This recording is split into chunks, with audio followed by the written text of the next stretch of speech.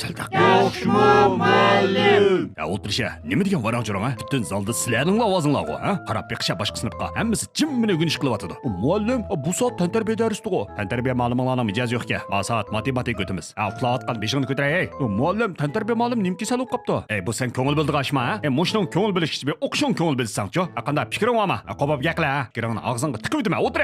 Yo muallim, men hojatxonaga chiqay degan. Nada qolding tanaffus chiqmay, ha? Shuncha bola uzun tanaffus tutsa. Ma'lum, oldingi soatni sizning darsingiz bizdek tanaffusmi bo'lmadi-ku. Manga chiqa. Ishning chiqligimish bollarni. Qog'ininglar imtihon qog'ozini ilinglar. Yasin qo'pa.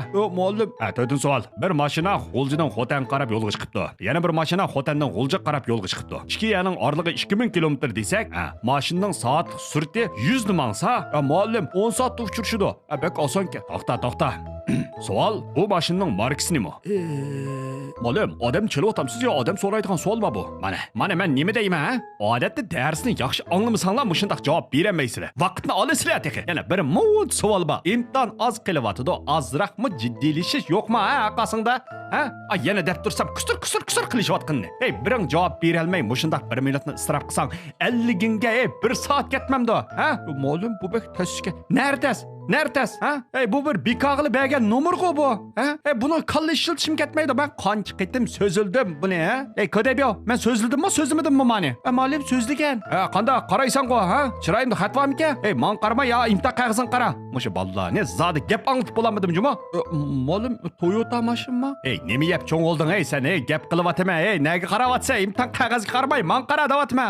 Qaraysan-ku, men doskaga qaramamsan, doskaga yozib qo'ysam. O'zingiz men qara dedingiz. Vijay, hozirgi ballar meni kesal qilib qo'ydigan bo'ldi juma. Sening sinfda men dars o'tib baqqan eng nachar sinf.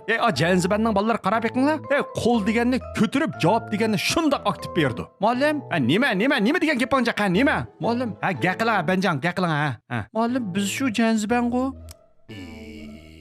Hijilolmay janziban davatамsizlar. Janziban turib mushundaq o'ltiramsizlar. Odatdagi sinfchilikmi ifodanglar bo'lmasa, qandoq gov bersizlar, qandoq yaxshi maktabga o'talaysizlar, ha? Deb turib-vassam teqa aning o'rtirib olg'inni.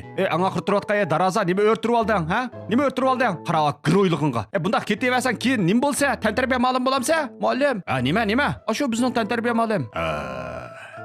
Sal mijozim yo'q-ku. Darsni tushunlar.